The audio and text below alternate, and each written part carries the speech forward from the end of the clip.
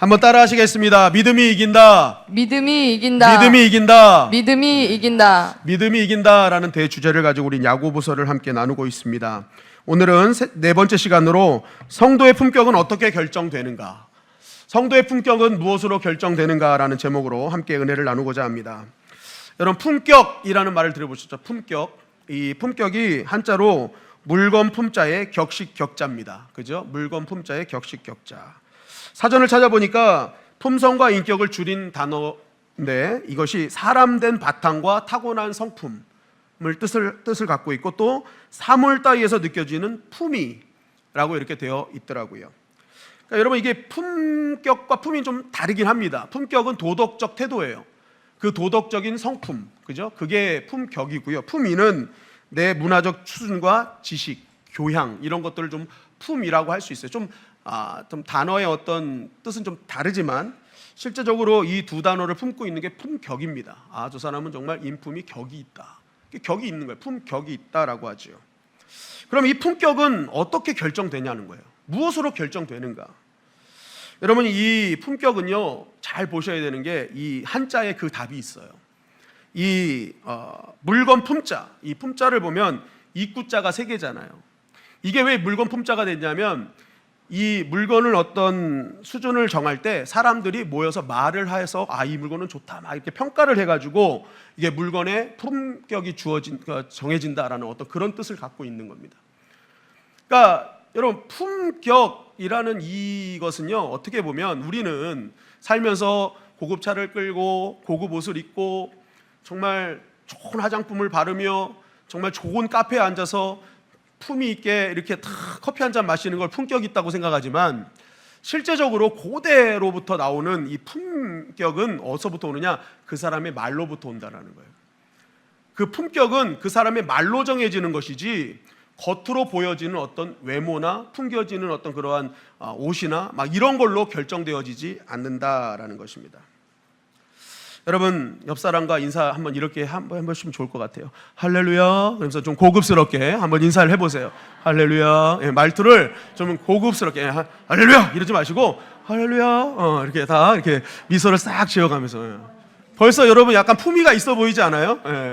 할렐루야. 말 한마디를 했는데도 벌써 그 사람의 어떤 품위가 이렇게 달라지는 게 느껴지지 않습니까? 오늘 야고보서 3장에도 보니까요, 성도의 믿음의 품격도 뭘로 결정되느냐? 그 사람의 말로 결정된다라는 거예요. 말로 결정된다. 그 사람의 믿음의 수준은 뭘로 알 수 있냐면 그 사람이 지금 하는 말로 알 수 있다라는 거예요. 무슨 말을 하는지 그 사람 말을 가만히 들어보면 저 사람이 진짜 믿는 사람이구나. 저 사람 믿음의 격이 다르구나. 그것을 말로 알 수 있다는 것이 야고보서 3장 말씀입니다. 여러분, 야고보서는 행하는 믿음, 살아있는 믿음을 체크하는 장 아니겠습니까? 믿음은 말로 믿음이 있다 하는 게 아니라 행함으로 증명돼야 저 사람이 살아있는 믿음이다라는 거죠. 그래서 내가 지금부터 살아있는 믿음이 무엇인지 한번 풀어볼게 하고 야고보서다가 쭉 풀어놓은 거예요. 그러면서 그것을 읽는 독자들로 하여금 너는 지금 이것을 읽으며 너의 믿음 한번 체크해보라는 거죠. 진짜 살아있는 믿음이니? 행동하는 믿음이니? 이거 체크하면서 자기의 믿음을 한번 정확하게 적나라하게 평가해보라는 겁니다. 진짜 나는 믿는다 하면서도 변한 믿음인가? 살아있는 믿음인가? 이거 체크하라는 거죠. 오늘은 뭘 체크하는 것이냐면, 정말 너가 살아있는 믿음인가? 너가 믿음의 품격이 있느냐? 그러면 혀 잘 다스리라는 거예요. 혀 잘 다스려야 된다는 거예요. 그렇지 않으면 그 다스리지 못한 혀로 큰 해를 당할 수 있다는 것을 우리에게 말하고 있습니다. 우리 야고보서 3장 8절 말씀을 다 같이 한번 읽어볼까요? 시작. 혀는 능히 길들일 사람이 없나니 쉬지 않은 악이요 죽이는 독이 가득한 것이라. 여러분, 왜 해를 당하냐면 길들어지지 않는 혀에는 뭐가 있어요? 악이 있고 독이 있기 때문에 그렇다는 거예요. 이 혀가요, 여러분, 길들이기도 힘들지만 길들이지 않으면요, 이 혀로 인해서 엄청난 독과 악이 쏟아져 나오게 된다라는 겁니다. 그래서 그 여러분, 독이 뭐예요? 독은요, 조금이면 약이 되지만 일단 그 양이 넘어가면 치사량이 되면 그냥 죽는 거잖아요. 조금이라도 더 넘치면 죽는 거잖아요. 그러니까 여러분, 실제로 사람을 병들게 하고 죽이는 힘은요, 이 주먹보다 말이 더 클 수 있다. 길들여지지 않은 말. 요즘 우리 사이에 그런 말을 하죠. 이 뼈 때리는 말 했다고, 돌 짚고 날렸다고, 팩특폭력했다고. 이게 뭐예요? 말의 폭력성을 얘기하는 거거든요. 여러분, 말의 폭력성 중에 뼈 때리는 말, 이거 정말 무서운 말이죠. 제가 예전에도 한번 간증처럼 얘기했지만 저는 양쪽 뒤꿈치를 다 뼈가 자라서 그걸 잘라냈다고 했잖아요. 첫 수술 때 뼈를 잘라냈어요. 그리고 뒤꿈치 아킬레스건을 잘라서 이렇게 늘려가지고 지금 그 나사로 붙여 돌려놓은 상태인데, 그때 제가 전도사였기 때문에 가족 3명이서 4명이서구나 막 60만 원, 뭐 80만 원 이렇게 받고 사례비를 받고 생활할 때입니다.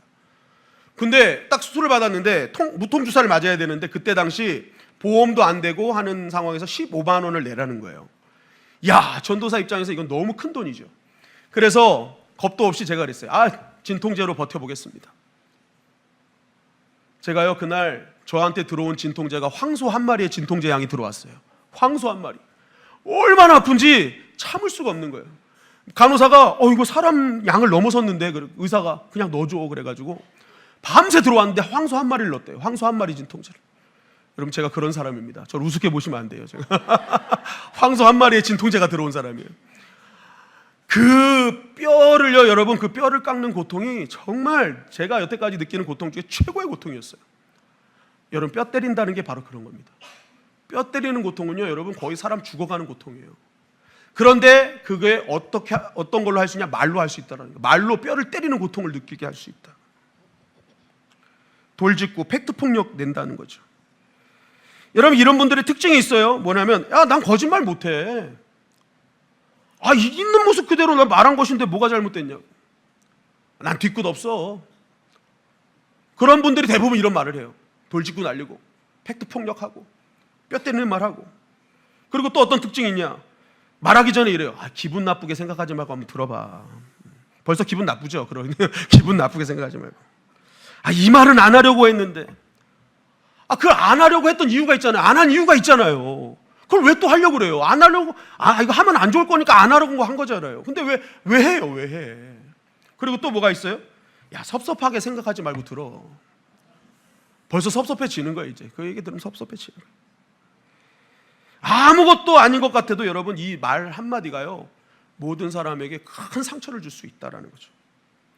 부부 사이도 보면은 이게 부부를 죽이는 게 다 말이에요, 말. 독이 되는 말. 정말 하지 말아야 될 말들. 아무리 가까워도 하지 말아야 될 말들이 있거든요. 부모와 자녀 사이에도 독이 되는 말하고, 성도와 성도 사이에도 독이 되는 말하고. 여러분, 사람이 치고받고 싸우는 것보다 더 무서운 게 말싸움입니다. 말싸움. 감정을 주체하지 않고 필터링하지 않고 나오는 이 말이요, 여러분, 얼마나 상대방에게 큰 모욕과 아픔을 주는지 모릅니다. 여러분, 내 남편을 죽이고 내 아내를 죽이고 내 자녀를 죽이고 내 동료와 성도를 죽이는 거는요, 말 한마디가 죽일 때가 많다라는 거예요. 제가 우리 큰아들이 어릴 때 하도 싫어하길래 그 나이 때 되면 싫어할 때가 있어요. 싫어하는 말을 할 때가 있어요. 그러니까 어린이집에서 배워갖고 와서 싫어 이러 할 때가 있단 말이에요. 그럼 제가 그건 부정적인 말이라 싫어할 때마다 그걸 고치려고 딱 하고 때렸어요. 아주 그것도 그냥 톡 치는 수준이 아니었어요. 딱 하고 때렸어요. 여러분, 그 때리는 것에 제 사랑이 있어요, 없어요? 있어요. 이 아이가 부정적인 말 하지 말기를 간절히 바라는 마음으로 한 거예요. 그런데 그 아이의 유익을 위해서 했잖아요. 난 사랑하는 마음으로 했어요. 근데 문제는 어떤 일을 보냐, 분명히 유익을 위해 했는데 아이가 자라고 머릿속에 기억에는 아빠가 날 때린 것밖에 기억하지 않아요. 아빠가 날 사랑해서 때렸다, 그렇게 생각하지 않습니다. 아빠는 그때 왜 날 때렸지? 여러분, 싫어하면은요, 얘기를 했었어야 돼. 이거는 이러니까 이렇게 하면 안 돼. 그래서 계속 알려주는 게 맞죠. 근데 설명도 없이 때리기만 하는 거야. 그러니까 이 아이에겐 분명 유익이 될 거라고 했지만 실제적으로 이 아이는 자라면서 아빠는 날 때린 사람이야, 이렇게 되는 거죠. 여러분, 그래서 성경에 보면은요, 유익이 되더라도 덕이 되지 않으면 말하지 말라고 돼 있어요. 상대방이 내가 말하면 저 사람이 유익일 거야 라고 말하지만 그게 덕이 아니면 절대 말하지 말라고 돼 있어요. 유익보다 더 앞서는 게 덕입니다. 이게 덕이 되는가? 그러니까 우리는 자꾸만 실수하는 게 저 사람의 유익이 될 것 같으니까 이거는 좀 저거 해도 들어 막 이러면서 유익을 주려고 하는 거 얘기를 하는데, 그 유익이 내가 생각하는 유익이지 상대방은 굉장히 큰 독이 될 수 있다는 거죠. 여러분, 덕이 되는 말을 하시기를 주님의 이름으로 간절히 축원합니다. 덕이 돼야 돼요. 유익을 중요하게 생각하시면 안 돼요. 덕이 돼야 돼. 이게 덕이 되는가? 그런데 여러분, 제가 이 말씀을 준비하면서 더 충격적인 사실을 알게 됐는데, 이 독설, 분명히 상대방에게 이제 했던 이런 시원한 말들, 뼈 때리는 말들이 상대방에게 데미지를 입힌다고 생각했는데 성경은 전혀 다르게 말하고 있어요. 너가 그 한 말로 네가 데미지를 입을 거야. 잠언서 18장 6절 7절 말씀입니다. 시작. 미련한 자의 입술은 다툼을 일으키고 그의 입은 매를 자청하느니라. 미련한 자의 입은 그의 멸망이 되고 그의 입술은 그의 영혼의 그물이 되느니라. 혀를 길들이지 않는 자가 미련한 자인데 그런 자의 말은 다툼을 일으킨다는 거예요. 어디를 가든지. 그래서 여러분, 내가 어디를 가든지 다툼이 일어나면 그 다툼의 원인은 그 공동체에 있지 않고 자신에게 있을 가능성이 큽니다. 내가 가는 곳곳마다 다툼이 일어난다면. 그리고 중요한 것은 무엇이냐? 이런 길들이지 않는 말을 하게 되면 우리는 그래요. 내가 상대방에게 날렸기 때문에 상대방이 데미지를 입을 거라 생각하는데 그렇지 않더라는 거예요. 하나님은 뭐라고 말씀하느냐? 그거 네가 데미지 입을 거야.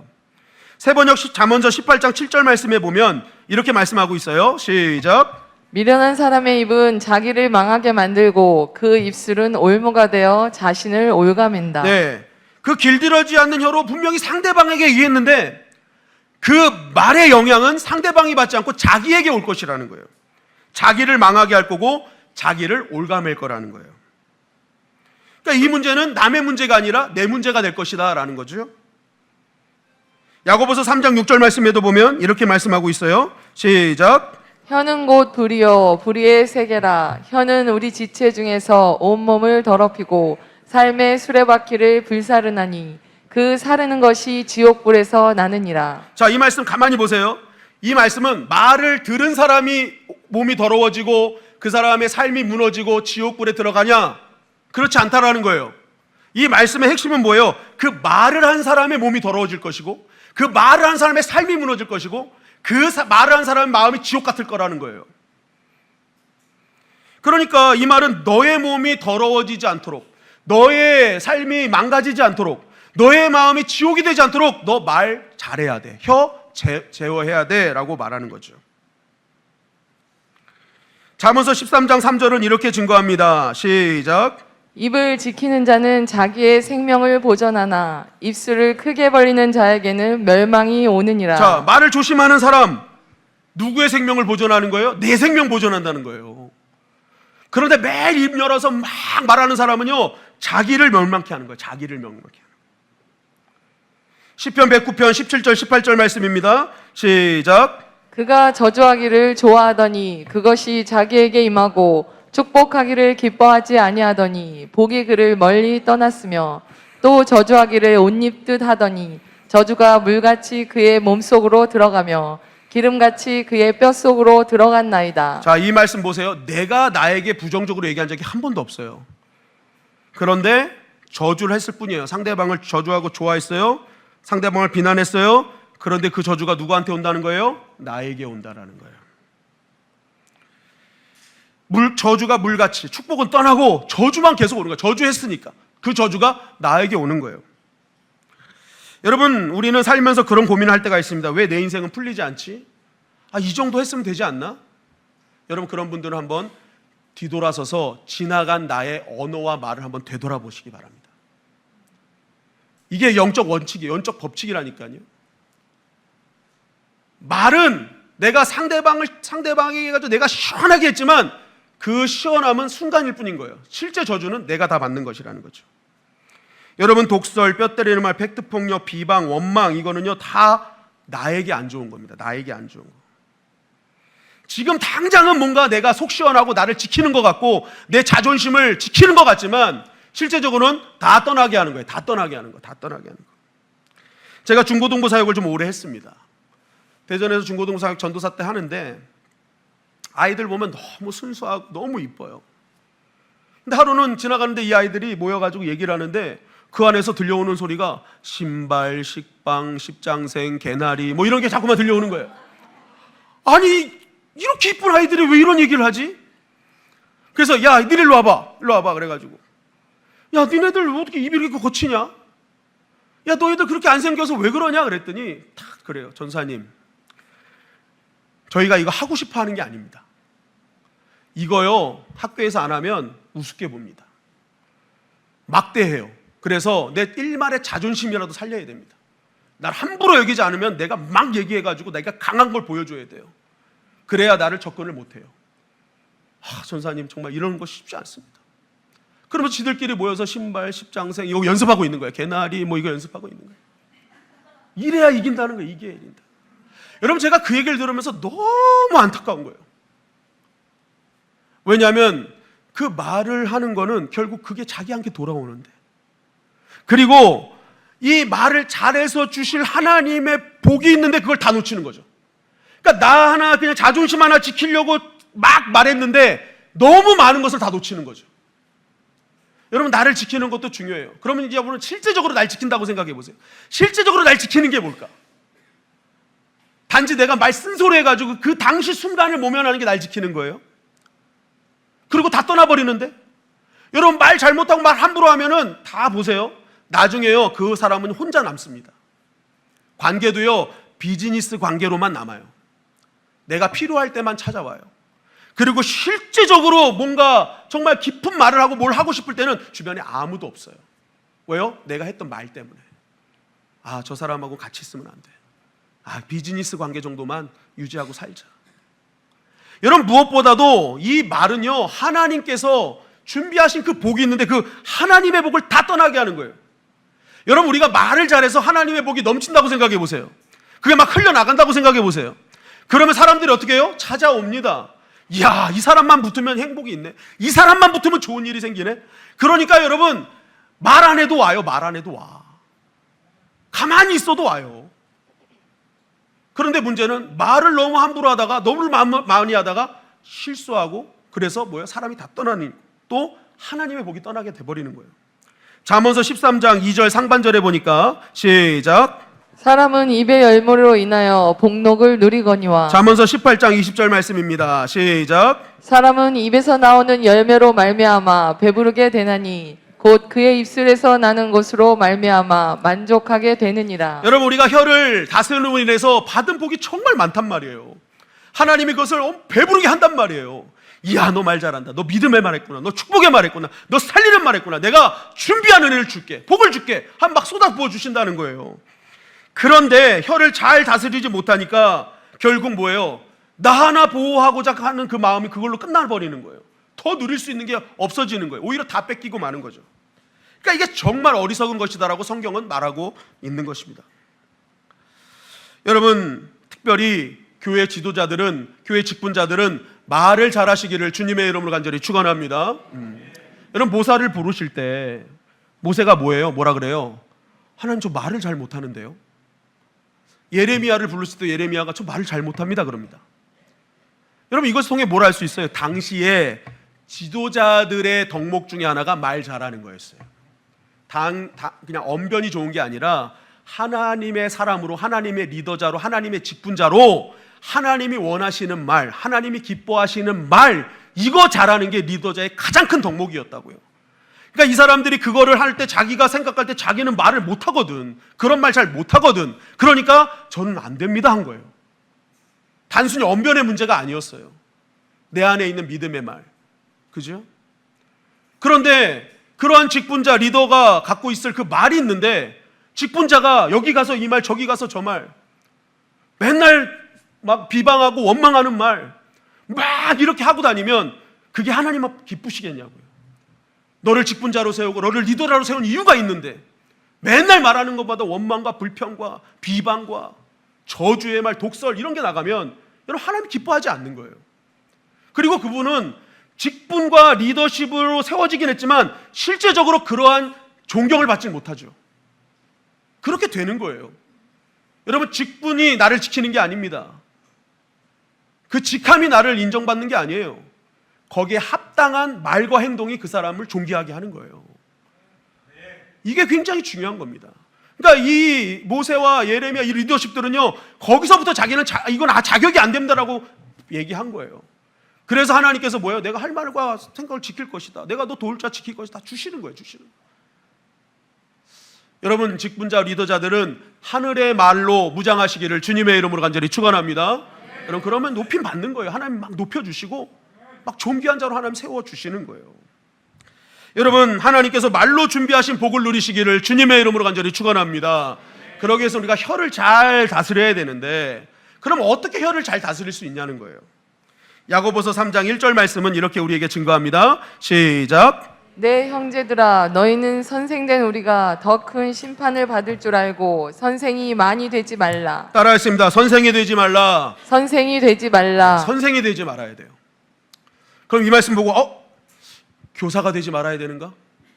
목사가 되지 말아야 되는가? 야 그럼 큰 심판 받는다는데? 요즘 신학대학 그 입학률이 너무 저조하대요. 심판 받을까 봐 그러는 것 같아. 가르치면 심판. 근데 여기는 그 직업적인 가르침을 얘기하는 게 아니에요. 여기서 말하는 선생은요, 가르치려고만 하는 자세를 말합니다. 가르치려고만 하는 거. 가르치려고만 하는 거. 여러분 왜 가르치려고만 하는 자세가 무섭냐? 그것은요, 자기만 옳다고 생각하기 때문에 그래요. 그런 분들의 특징은 자기만 옳다. 내 경험이 옳다. 그러니까 이게 진리니까 계속 뭐예요? 가르치려고만 하는 거예요. 이게 맞다. 이게 맞다. 여러분 상황에 따라 환경에 따라 다 다른 거 아니겠습니까? 이 가정의 형편이 다르고 저 가정의 형편이 다른데 어떻게 내 가정의 형편대로 이 가정을 맞출 수가 있어요? 각자 교회마다의 형편이 있는데 저 교회의 부흥 방법과 이 교회의 부흥 방법이 어떻게 같을 수가 있어요? 다 달라요. 근데 가르치려고만 하는 사람은 자기께 맞는 거야. 그러니까 환경과 뭐에 상관없이 가르치려고만 해. 계속 자기께 맞대. 그런 분들의 특징이 뭐예요? 상대방의 말을 들으려 하지 않습니다.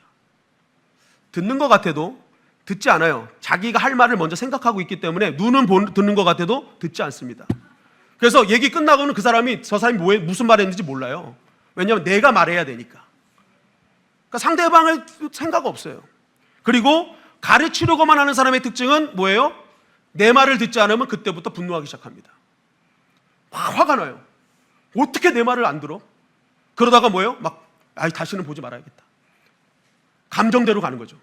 가르치려고만 하는 사람들의 특징이란 말입니다. 그러다 보니까 계속 실수하게 되는 거예요. 야고보서 3장 2절 말씀입니다. 3장 2절 말씀 시작. 말에 실수가 없는 자라면 곧 온전한 사람이라. 능히 온몸도 굴레 씌우리라. 온전한 사람은 말에 실수가 없는 사람이거든요. 그런데 이 온전함이 하나님께서 온전하시다라는 그 단어를 사용합니다.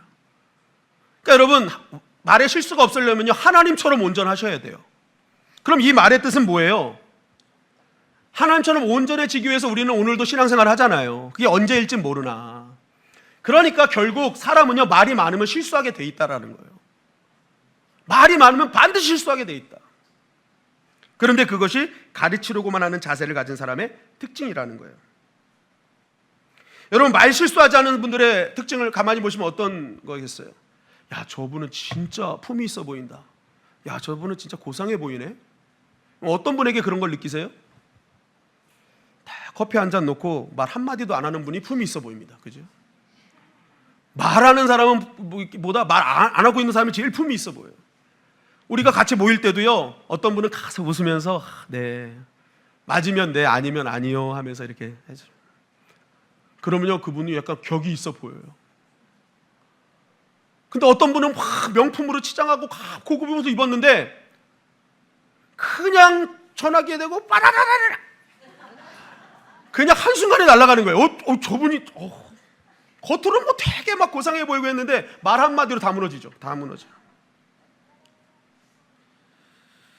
여러분 우리가 말 실수를 할 수밖에 없어요. 말이 많으면.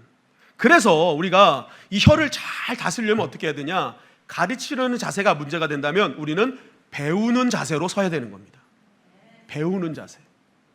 그러니까 내가 아는 건 내가 경험한 것 뿐이에요. 그러니까 나는 내 거는 알지만 다른 건 모른다. 저 사람에 대해서도 모른다. 이 환경에 대해서도 모른다. 난 모른다. 그러니까 나는 오늘 배운다. 그죠? 다 배우고 나서 말해도 늦지 않아요. 그러니까 배워. 여러분 배우는 사람의 가장 큰 특징이 뭐예요? 경청이죠. 정말 열심히 배우려고 하는 사람은요 귀가 열려 있습니다. 한 개라도 놓치지 않기 위해서 계속 들어요. 들어. 설교를 들을 때도요, 정말 경청 배우려는 분들은요, 계속 문을 탁 귀를 열고 막 써. 지금 볼펜 소리가 따닥따닥 들리기 시작하는데 막 써. 왜요? 귀가 열려 있어. 귀가 어떻게 이게 뭐지? 야, 도대체 이 말씀이 뭐지? 막 깨닫게 되는 거예요. 그러니까 귀가 열려요. 잘 듣는 거예요. 배우는 자세는 말보다 귀가 속히 열린 사람이죠. 야고보서 1장 19절에 보니까 이렇게 말씀하고 있어요. 시작. 내 사랑하는 형제들아, 너희가 알지니 사람마다 듣기는 속히 하고 말하기는 더디하며 성내기도 더디하라. 예, 듣기는 속히 하고 말하기는 더디하고. 여러분, 말을 더디하잖아요. 그럼 성내는 것도 더디해요. 근데 말이 많아지고 내 뜻대로 안 되면 그때부터 성내는 거예요. 여러분, 분노하는 건요, 대부분 내 뜻대로 안 될 때 분노를 많이 합니다. 그리고 분노할 때 내뱉는 말은 필터링이 안 돼요. 뇌를 거치지 않아. 그냥 내 감정대로 얘기함으로 말미암아 그걸로 어마어마한 상처들을 주는 거예요. 그러니까 우리가 가르치려는 자세보다 배우려는 자세, 경청하려고 하는 자세를 갖고 있으면요, 사실은 분노도 덜하게 되고 이런 것으로 인해서 우리의 품격이, 믿음의 품격이 성장하고 인정받게 된다라는 것이죠. 두 번째는 좋은 말을 선점해라라는 겁니다. 여러분, 우리가 살면서 매일 듣기만 할 수는 없어요. 배우려는 자세 하니까 어디 가서나 배우려고 귀만 열 수는 없잖아요. 말도 해야 됩니다. 그런데 중요한 건 이 말을 할 때 어떻게 해야 되느냐? 좋은 말이 먼저 나오도록 하라는 거예요. 좋은 말. 야고보서 3장 9절부터 11절 말씀입니다. 시작. 이것으로 우리가 주 아버지를 찬송하고 또 이것으로 하나님의 형상대로 지음을 받은 사람을 저주하나니 한 입에서 찬송과 저주가 나오는도다. 내 형제들아, 이것이 마땅하지 아니하니라. 샘이 한 구멍으로 어찌 단물과 쓴물을 내겠느냐. 우리가 입으로 찬송도 할 수 있고 저주도 할 수 있다라는 겁니다. 근데 중요한 건 그것을 한꺼번에 같이 할 수는 없다라는 거예요.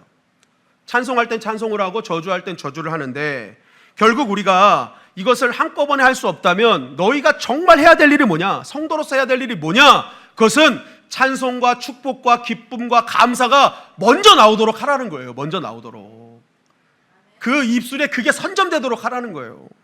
여러분, 이게 왜 중요하냐면 야고보서 3장 3절부터 4절은 이렇게 증거하지요. 시작. 우리가 말들의 입에 재갈 물리는 것은 우리에게 순종하게 하려고 그 온몸을 제어하는 것이라.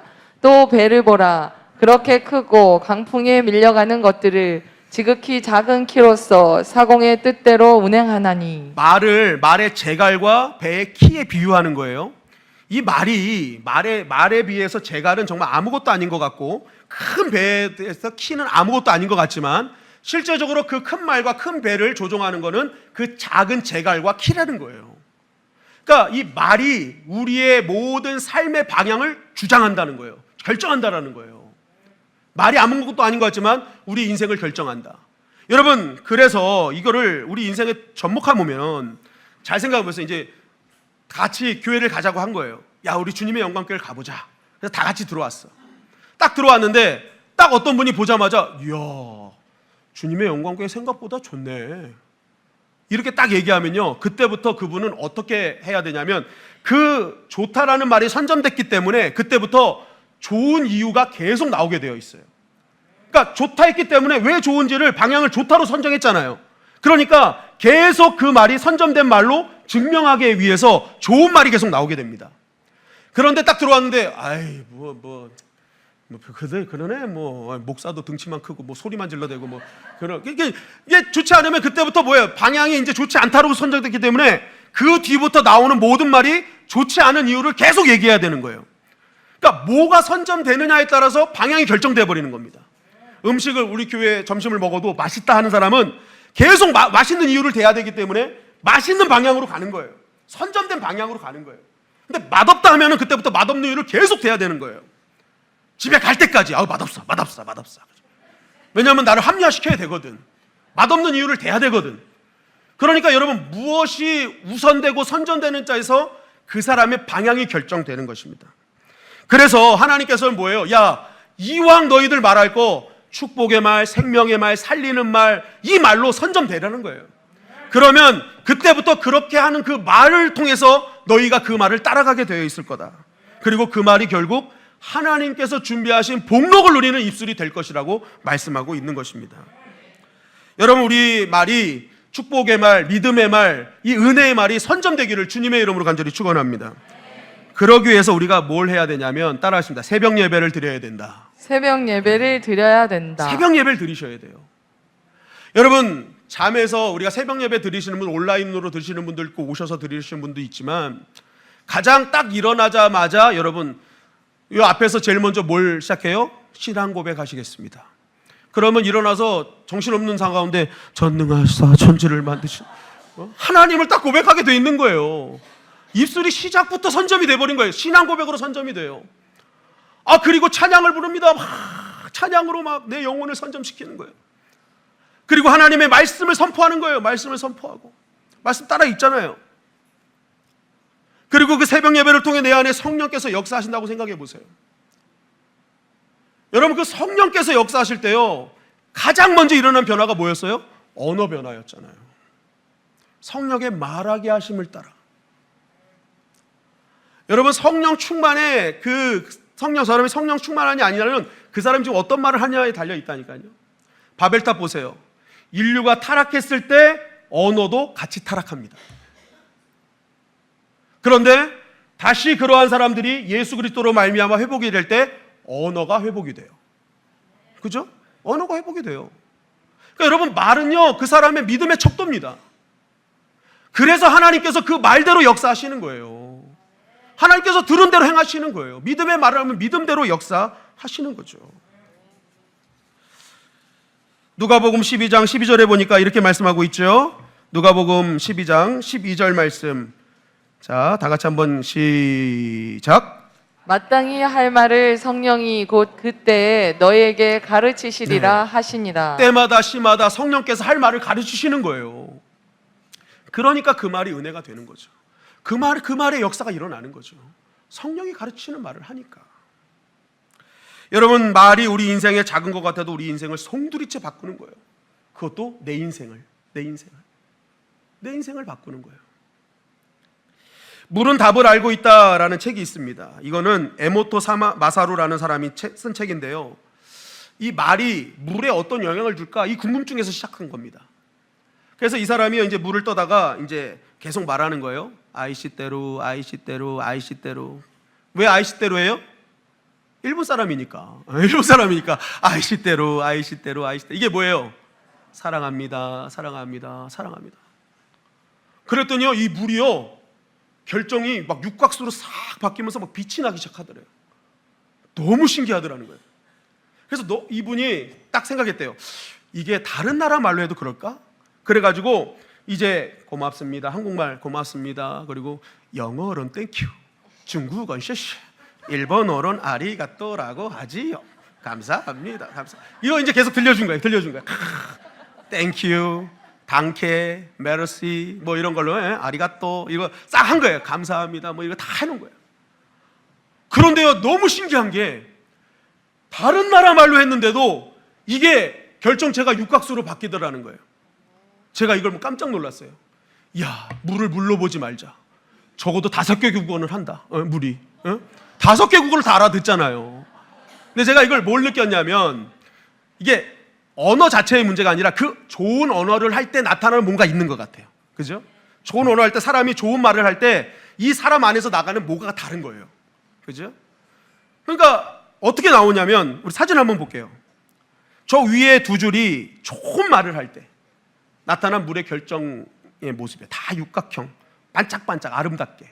근데 밑에 거는 이 망할 놈, 뭐 죽여버릴 거야, 짜증나, 못해, 넌 아무것도 못해, 막 이런 말을 할 때 나타났던 결정. 어둡고 칙칙하고 탁탁하고 풀어지고. 물도 말을 알아듣더라. 어떤 말이 좋은지, 어떤 말이 나쁜지. 여러분, 이게 왜 중요합니까? 우리 인체를 구성하고 있는 70%가 뭐예요? 물이에요. 물. 아이들은요 90%가 물이래요. 여러분, 우리가 말을 하면 하나님이 들으시고 두 번째 누가 듣는 줄 아세요? 내가 듣는 겁니다. 그 말을 할 때 내 속에서 나오는 거잖아요. 이미 난 들었어요. 그러면 70%로 되어 있는 나에 있는 물이 그때부터 그 말을 듣고 결정이 되기 시작하는 거예요. 그것이 썩어지고 닳아지고 나빠지고, 그러니까 뭐예요? 몸과 마음이 병들기 시작하는 거예요. 상대방이 잘못되는 게 아니라 이미 내 안에서 벌써 그 나쁜 말로 인한 영향이 내 안에서 벌어지기 시작한다라는 것입니다. 여러분, 특별히 아이들은 더 무리예요. 그래서 여러분, 가정의 아이들, 우리 교회 학교의 아이들 볼 때 여러분 더 축복해 주시기를 주님의 이름으로 간절히 축원합니다. 너는 정말 큰 아이가 될 거야. 너는 하나님의 위대한 일꾼이 될 거야. 너는 너희 가정의 자랑이 될 거야. 여러분, 아이들에게 정말 그 물이요, 여러분, 좋은 말 해줄수록 이 아이가 막 그 물이 좋은 영향으로 바뀐다니까요. 우리 아내와 남편도 여러분 돈으로 살리는 것이 아니라 말로 살리는 겁니다. 돈으로 살리는 줄 알고 열심히 돈은 벌어다 줬어요. 그런데 말 한마디로 다 죽이는 거예요. 말 한마디로. 내 남편과 아내가 정말 육각수처럼 빛나는 그러한 사람으로 만들고 싶다면 여러분, 말부터 바꾸시기를 주님의 이름으로 간절히 축원합니다. 여러분, 정말 회복되고 살기를 원한다면, 여러분 인생의 송두리째 바꾸고 싶다면 여러분의 말을 바꾸셔야 돼요. 그건 누구를 위해서가 아니라 나를 위해서. 일어나자마자 내 생명을 허락하신 하나님께 감사합니다. 주님 감사합니다. 내 곁에 자고 있는 가족들을 보며 하나님, 이 생명들 주셔서 감사합니다. 하나님, 나에게 좋은 사람들 만나게 해주셔서 감사하고, 정말 그 오랫동안 변치 않게 함께 하신 그 은혜를 감사하고, 정말 교회를 든든히 지킬 수 있는 직분과 이러한 사명 주심에 감사하고, 여러분 감사하면요, 여러분 그 감사의 소리를 다 들으신단 말이에요. 그리고 그 감사의 조건에 맞는 하나님의 은혜가 쏟아지기 시작한다는 것입니다. 오늘 아침에 교회 오시면서 여러분들은 거울 앞에 서셨을 거예요. 그냥 대충 오신 분은 아마 없을 거예요. 조금이라도 거울 앞에서 머리에 훅가시도 주고, 화장도 좀 하고, 카리스마도 하고, 마스카라, 카리스마가 아니라 마스카라.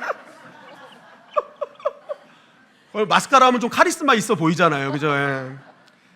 옷도 잘 준비해가지고 옷 매무사 싹 가다듬고, 구두도 좀 이쁜 걸로 걸어 신고 딱 오셨을 거예요. 왜 그래요? 그래도 내가 좀 품격 있고 품이 있고, 내가 이렇게 딱 봤을 때 사람들이 나를 함부로 여기지 않도록 하기 위해서 우리는 좀 이렇게 가다듬고 와요. 또 어떤 분은 그러죠. 사실은 더 하나님께 더 이쁘게 보이려고 오시는 분들도 많이 있습니다. 그런데 한번 묻고 싶어요.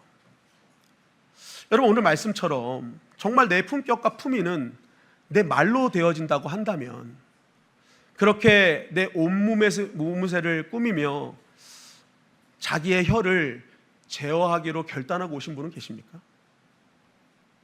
내가 오늘 하루 우리 성도들을 만나며, 우리 목장원들을 만나며, 우리 사람들을 만날 때 정말 내 말이 정말 그 사람을 살리는 말, 정말 나를 살리는 말, 내가 그거 하기로 내가 결단해야지.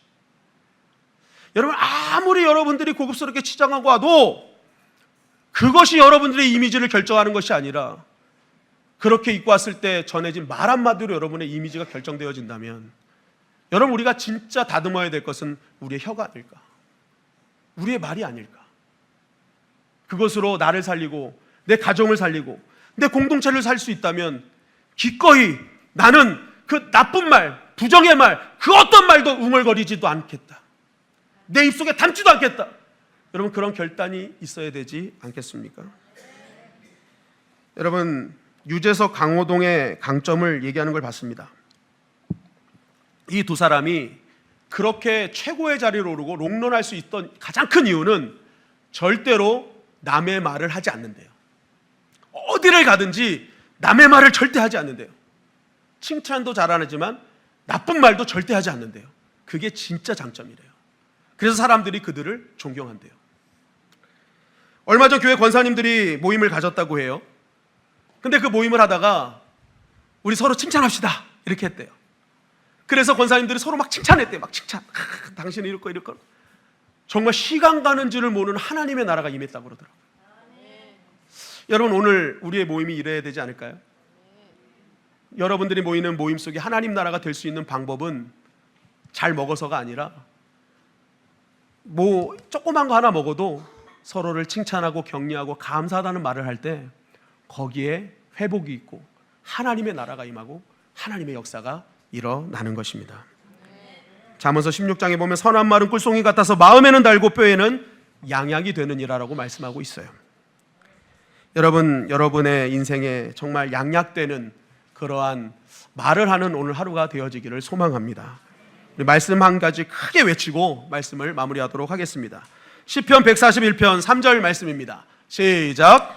여호와여 내 입에 파수꾼을 세우시고 내 입술의 문을 지키소서. 아멘. 아멘. 하나님께서 오늘 우리의 입술을 지키시사 축복과 생명의 말로 나와 함께하는 모든 이들을 살리는 저와 여러분들이 되시기를 주님의 이름으로 간절히 축원합니다.